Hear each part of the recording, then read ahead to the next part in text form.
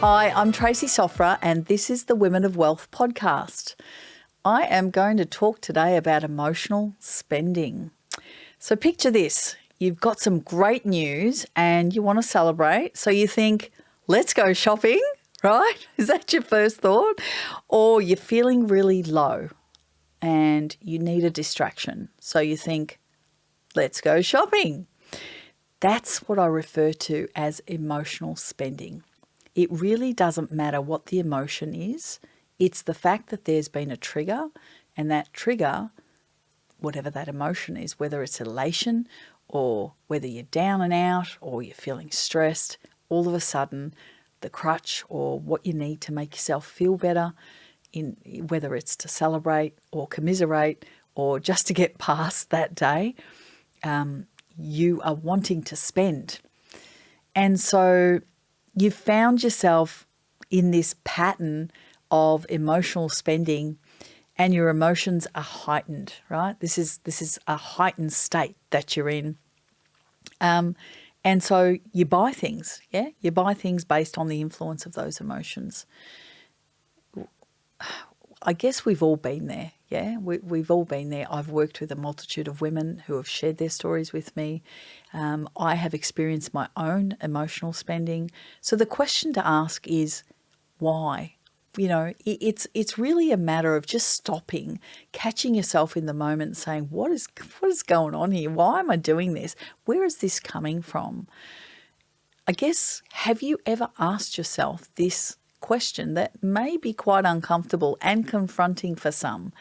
Have you ever stopped yourself and asked yourself, or have you just rolled with the punches?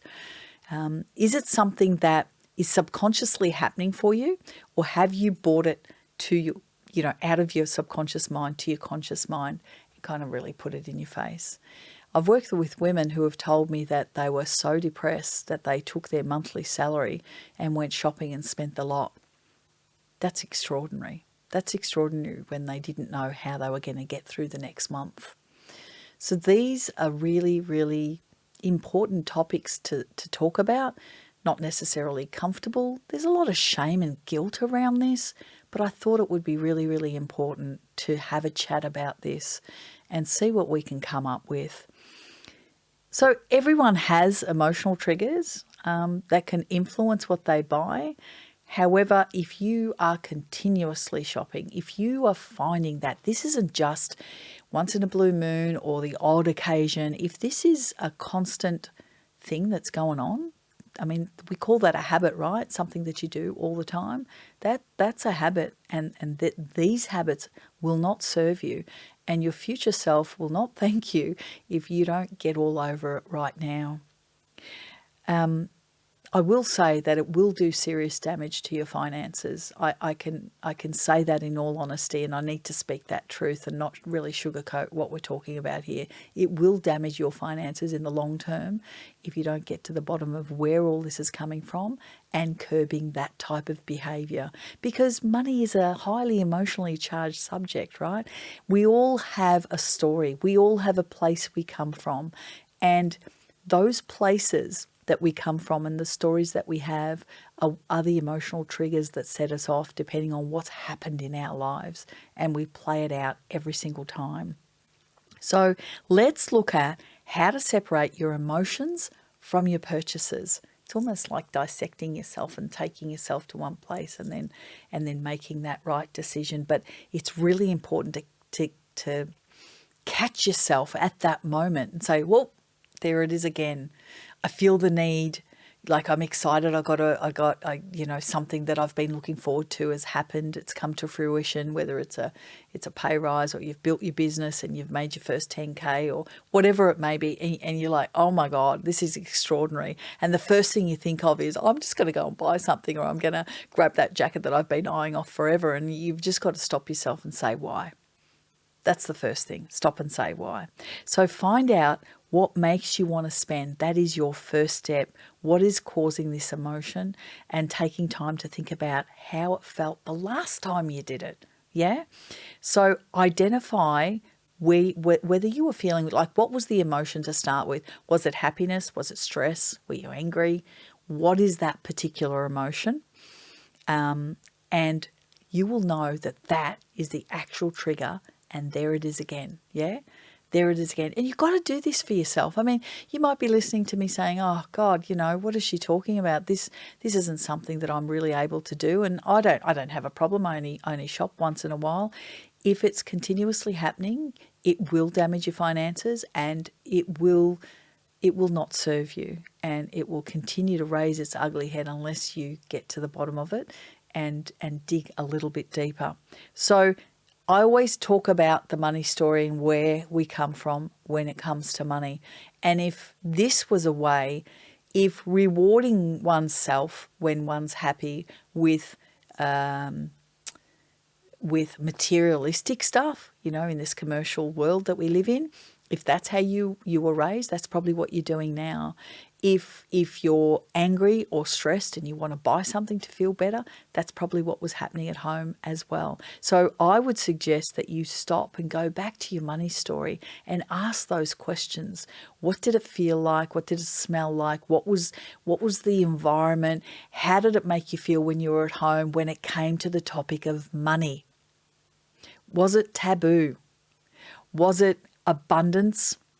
Were rich people revered, or were they evil? Was there stress around money, or was there a lot of money and it didn't matter? What was your money story, and how does it make you feel right now? Revisiting those scenarios and those questions can be challenging. It's not easy. And, when you're as old as I am and you've got to sit there and try and remember back in the day when you were home with mum and dad, sometimes that can take a little bit of time, but you've got to sit there and you've got to allow yourself that time and that space to do that, almost meditative space that I always talk about, and allow yourself to bring back those memories, unedited, write them down, do a brain dump. And this is a continuous improvement type journey of yourself. If you want to improve your financial life, if you are emotionally spending, there is no fast tracking way of fixing it other than the road that I'm talking about right now. I would start with your money story. I would start with where you come from. I would start with how money makes you feel and how you're using money to manage your emotional state. Because it's really not about the spending or the money. It's just about your emotional state and how you're managing that. So if you're unsure, there is another technique you can use. It's called a shopping journal. Just start a journal and write it down. Do it for a couple of weeks and write down what you bought and how it made you feel. Do a simple journal of a few columns. Do the date, what you bought, and how you were feeling at the time. You can elaborate if you like, but you can just write angry, depressed, pissed off, whatever it might be, or elated, or celebrations. Have a look at what that looks like over a couple of weeks. Also, I would suggest that in a final column that you put in how much you were going to spend, because here's the thing, here's the really important thing. By the end of the month, and what have I said? I've said a couple of weeks, even if you did it for a month, if you just total up how much you would have spent in that month, can you imagine the opportunity cost? Now I'm going to put my accounting and investment financial planner hat on. The opportunity cost is, if, say that added up to $1,000 for the month that you would have spent each time that trigger happened, yeah? Imagine that $1,000 invested in a savings plan if you started a managed fund or an ETF online and you were just topping that up by that $1,000. And you might say, look, I can't afford $1,000 every month. Well, let's just break it down so you can afford 200 of it. I mean, I've really cut that back, right? So imagine if you could do that with that money, what impact that would have on your long-term financial health and where you would end up. I find that extraordinary because I've done that for myself. I have literally done that for myself, and it's mind-boggling. So that is an amazing technique. Again, as I say, get a bit of paper. It doesn't even matter what it is. Get a bit of paper, do a couple of columns, do a date, do the purchase. And this is, when you catch yourself and you haven't done it, the state you were feeling, angry, sad, elated, whatever it might be, and the dollar amount.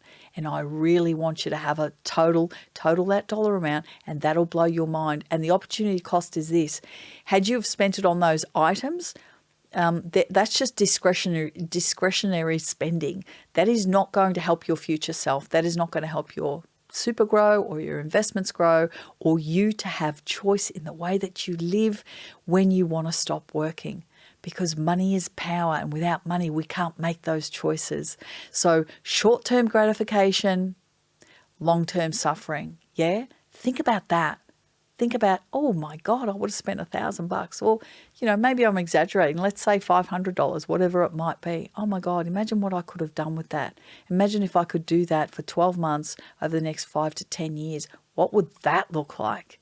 And really, these days, you can Google these online calculators of savings plans and all those sorts of things. Just punch it in there and have a look. Have a look for yourself. The numbers will astound you. Number 2, what I then want you to do, once you have found out where all this is coming from and you've identified it, you've done a journal, and you're thinking, holy moly, gosh, I'm getting a better understanding of what my behavior is and how this emotional spending is impacting me. I've seen the numbers and the numbers are freaking me out. The next thing you want to be doing is focusing back in on yourself and set some goals for you. Start thinking about you right now, right here, right now, after you've identified that. Do this by focusing on yourself and setting goals that excite you. Yeah? Think of the things that excite you. This is going to keep you on track. Set goals such as, I want to achieve blah by, I want to buy the next investment property in the next 5 years. I want to get an investment strategy going. I want to invest in ETFs and I want to get to the 50K mark in 12 months.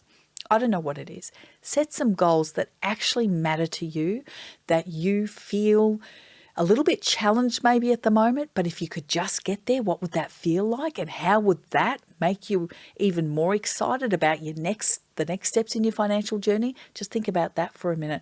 Put a line in the sand. This is going to keep you on track. This is going to get you thinking differently about that money you were just about to spend again. And you know what? I reckon this journal, as I'm chatting to you now, I reckon this journal could just keep going. See what it looks like over the next 12 months. If it helps you stay on track, just keep doing it.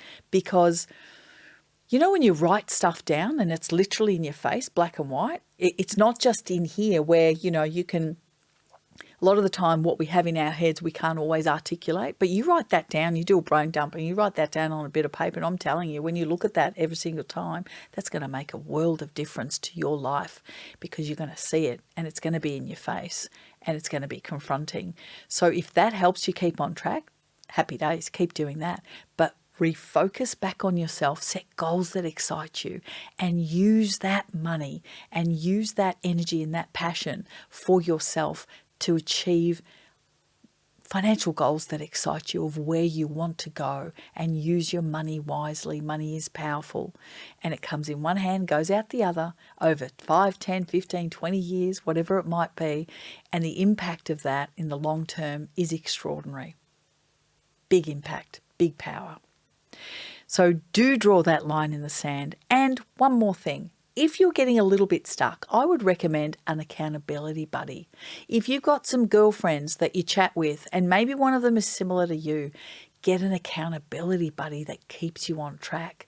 Maybe you meet once a month over a coffee and share with each other. Sharing these things can be, confronting. It can be a little bit nerve-wracking, but if there is a relationship built on trust with this other person, you're going to support each other and you're going to provide, make them feel better about what they're doing, basically. Encourage them, keep them on track, pat them on the back.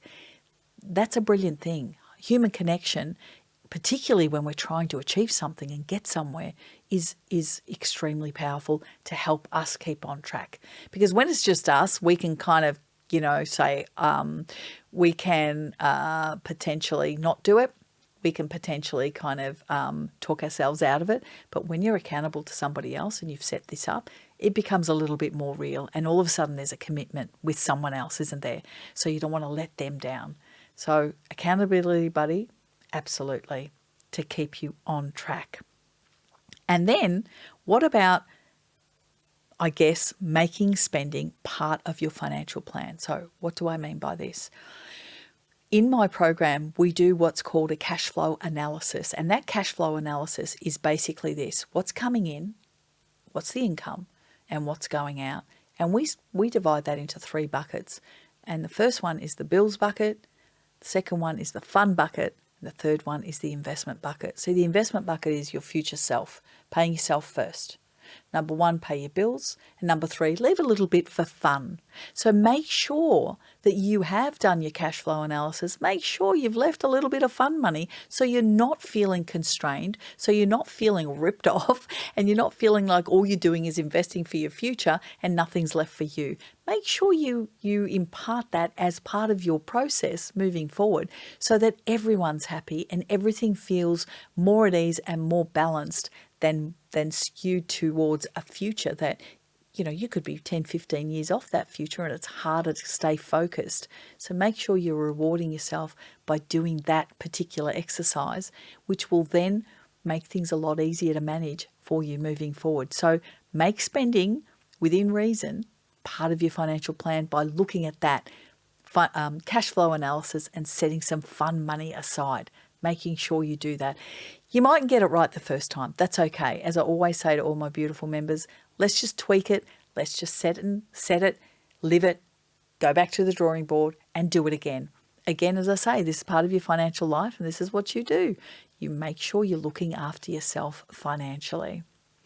And then, obviously, if you are at an extreme case of this is really habitual, emotional spending has become a really bad habit for you, I want you to take action to curb your emotional spending. Like, you really got to put a stop to it, if you like.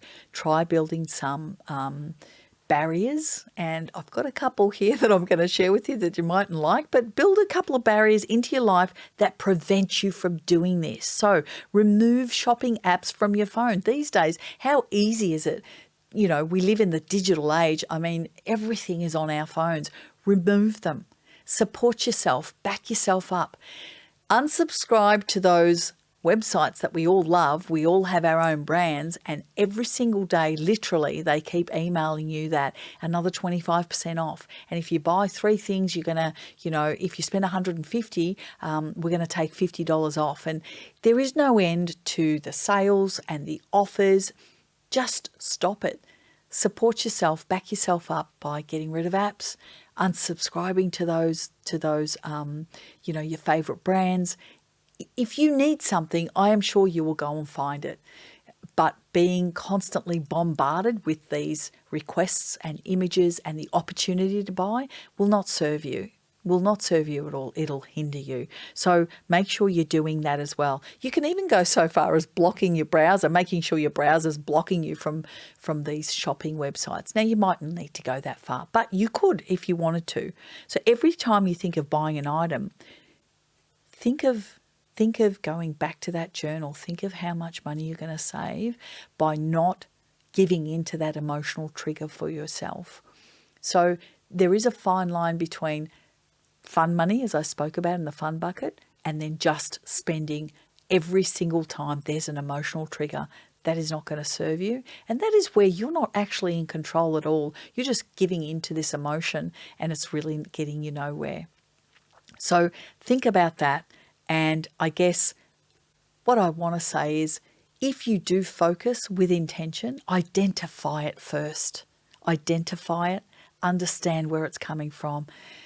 Know your triggers, Refocus yourself. Create goals that excite you, that you want to achieve. Make sure your cash flow supports a bit of fun money. Fun money helps you get there. Make sure your cash flow does that for you. And then make sure that all of this is in a nice, neat package. Make sure that you are consolidating all of these things together to support yourself, because emotional spending doesn't help any one of us and doesn't get you to where you want to go. And it actually hinders the future you. And the future you will be there looking for you. And she's going to be pissed off if you haven't looked after her. So instant gratification is everywhere. We know that. But you're smart enough and you're tough enough and you're resilient enough to know better, to unearth it and to deal with it once and for all. So good luck. With that said, I know you can do it. I've seen it multiple times, and I've worked with thousands of women who have kicked this particular habit, but it starts with you taking responsibility for your behaviour and for where all of this is coming from. Thank you for listening. Make sure to subscribe to our podcast on your favourite podcast platform, and make sure to check out our previous episodes. And I look forward to sharing my next podcast episode with you.